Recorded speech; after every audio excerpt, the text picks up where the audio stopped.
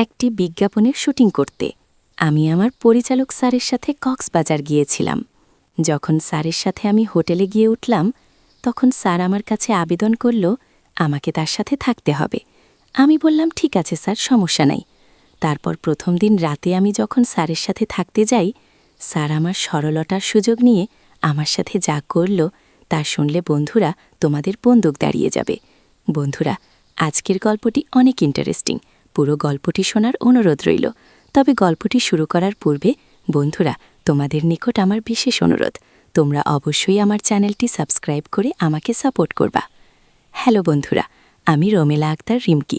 আমার বর্তমান বয়স 24। বর্তমানে আমি একজন প্রতিষ্ঠিত মডেল অভিনেত্রী। আজকে তোমাদের সামনে আমি যে ঘটনাটি বলবো তা আমার জীবনে ঘটে যাওয়া একটি বাস্তব জীবনের ঘটনা, আমার নিজের বাস্তব জীবনের গল্প। তবে গোপনীয়তা রক্ষার জন্য আমি আমার ছদ্মনাম ব্যবহার করলাম, আমার দুষ্টু মিষ্টি বন্ধুরা। খুব ছোটবেলা থেকেই আমি একজন বিখ্যাত মডেল হওয়ার স্বপ্ন ছিল। মনের মধ্যে সবসময় কল্পনা জল্পনা করতাম কিভাবে আমি একজন বিখ্যাত মডেল হতে পারি, দেশের নামকরা মডেল হতে পারি। খুব ছোটবেলা থেকেই স্বপ্নটা মনের মধ্যে পোষণ করতে থাকি। মডেল হওয়া যেন আমার একটি নেশায় দাঁড়িয়েছিল। আমি যখন হাই স্কুলে পড়তাম, তখন স্কুলের বিভিন্ন সাংস্কৃতিক অনুষ্ঠানে আমি অভিনয় করার চেষ্টা করতাম এবং কি ভালো নৃত্য করার চেষ্টা করতাম। আর সবসময় একজন মডেলের যে গুণাগুণ থাকা দরকার, ওই সবগুলো বৈশিষ্ট্যই আমি অর্জন করার চেষ্টা করতে থাকলাম। আমি দেখতেও খারাপ না, দেখতে মোটামুটি আকর্ষণীয় ছিলাম। আর যে কেউ দেখলেই আমাকে মডেল বলে ডাকত। আসলে মডেল হওয়ার যে ফিটনেসের প্রয়োজন, তার সম্পূর্ণ যোগ্যতাই আমার ছিল। কিন্তু আমি গ্রামে থাকতাম, গ্রামের স্কুলে পড়ালেখা করতাম, যে কারণেই স্বপ্নটা কখন যে বাস্তব হবে তা নিয়ে শুধু কল্পনা করতাম। তবে চেষ্টা করে যাই অবিরত কিভাবে আমি মডেল হতে পারি। তবে আমার মনের ভেতরে একটা বিশ্বাস ছিল যে একদিন না একদিন আমি মডেল হওয়ার সুযোগ পাব, কোনো না কোনো একটা সুযোগ আমার জীবনে আসবেই।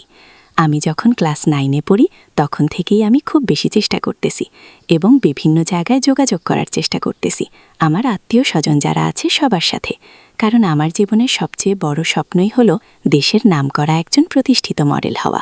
আমাকে সবাই চিনুক, আমাকে জানুক, আমার রূপ, আমার সৌন্দর্য, আমার লাবণ্য ছড়িয়ে পড়ুক গোটা পৃথিবী জুড়ে।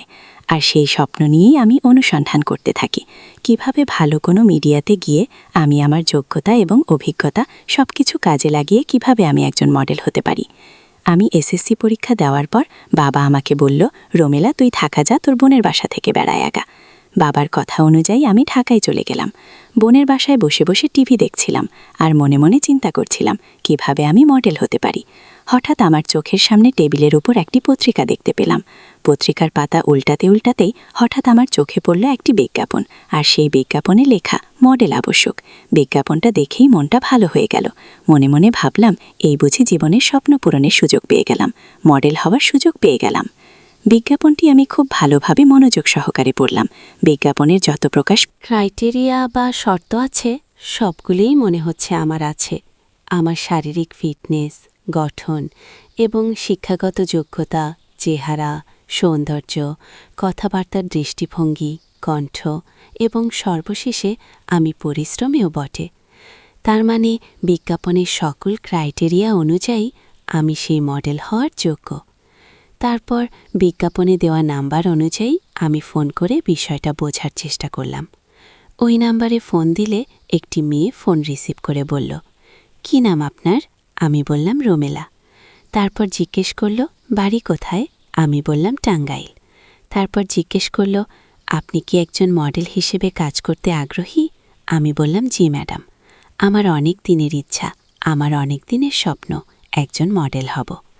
তারপর মেয়েটি বলল, "আচ্ছা ঠিক আছে, আমি তোমার বাড়ি, ঠিকানা, নাম, নাম্বার সব কিছু লিখে সিরিয়াল দিয়ে রেখেছি, আর তুমি সময় মতো চলে আসবা।" তারপর মেয়েটি বলল, "আমি স্যারের সাথে কথা দেখে তোমাকে একটা সুযোগ দেওয়া যায় কিনা?" আমি বললাম, "আচ্ছা ঠিক আছে ম্যাডাম।" তারপর ম্যাডামকে সালাম দিয়ে ফোন রেখে দিলাম।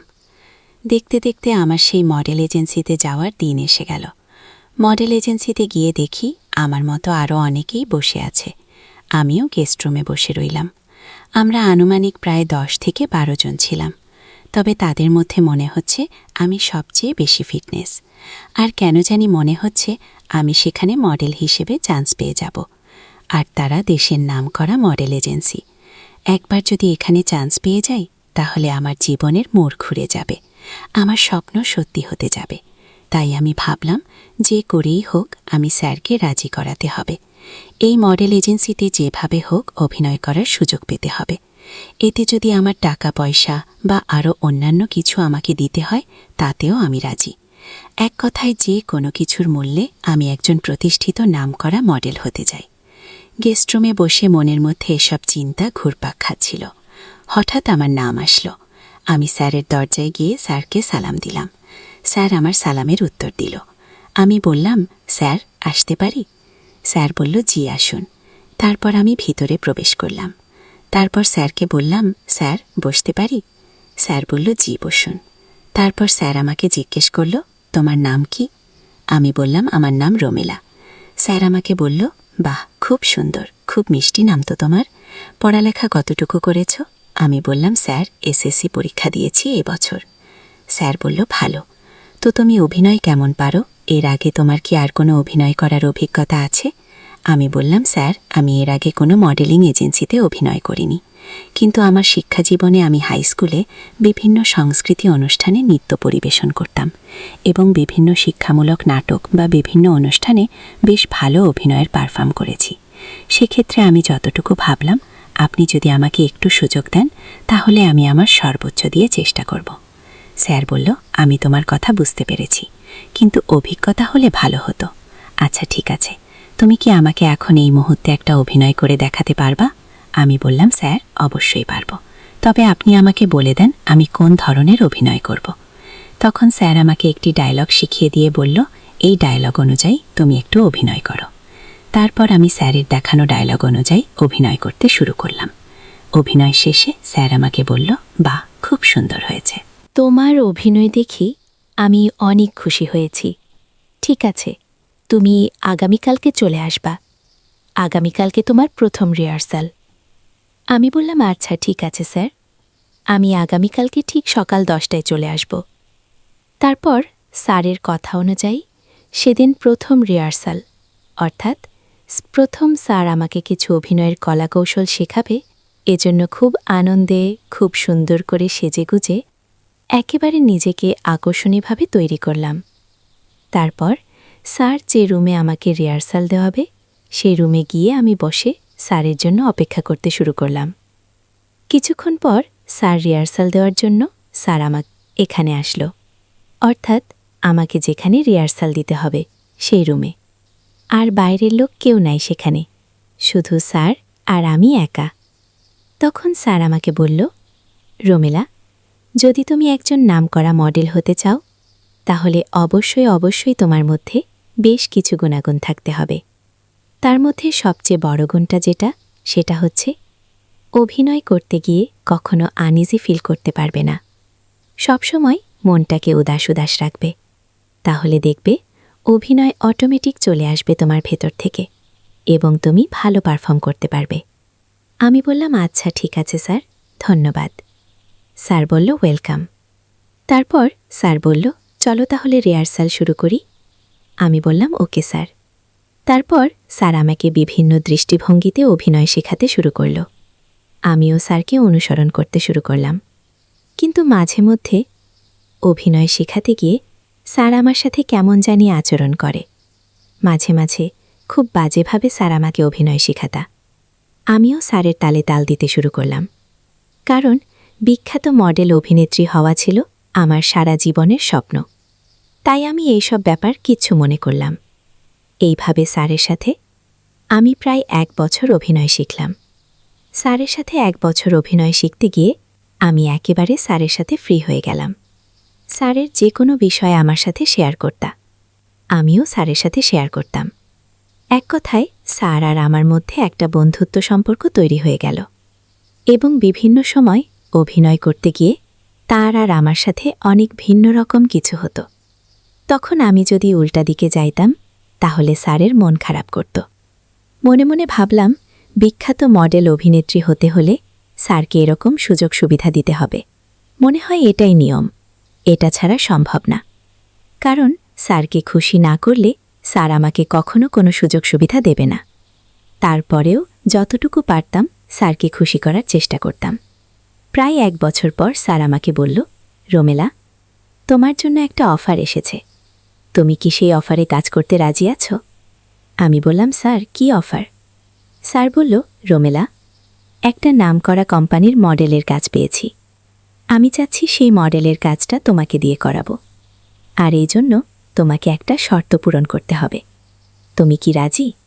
আমি বললাম, জি স্যার, আমি রাজি।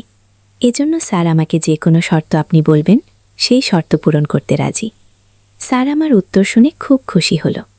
তারপর স্যার আমাকে বলল, তাহলে যে তোমাকে আমার সাথে 1 সপ্তাহের জন্য কক্সবাজার যেতে হবে।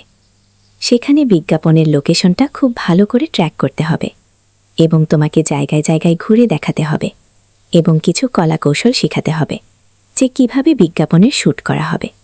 আমি বললাম, কোনো সমস্যা নাই স্যার, আপনি যেদিনই বলবেন আমি সেদিনই যাব। তারপর স্যার আমাকে বলল, আচ্ছা ঠিক আছে, তাহলে আগামীকালকে তুমি তৈরি থেকো। আগামীকালকে আমরা কক্সবাজার যাচ্ছি। আমি বললাম, ঠিক আছে স্যার, আমি আগামীকালকে একেবারে রেডি হয়ে চলে আসব। তারপর স্যারের সাথে আমি চলে গেলাম। কক্সবাজার গিয়ে আমরা একটা ভিআইপি হোটেল ভাড়া নিলাম। কিন্তু আমার স্যারের সাথে প্রথম থাকতে খুব অসুবিধা হচ্ছিল।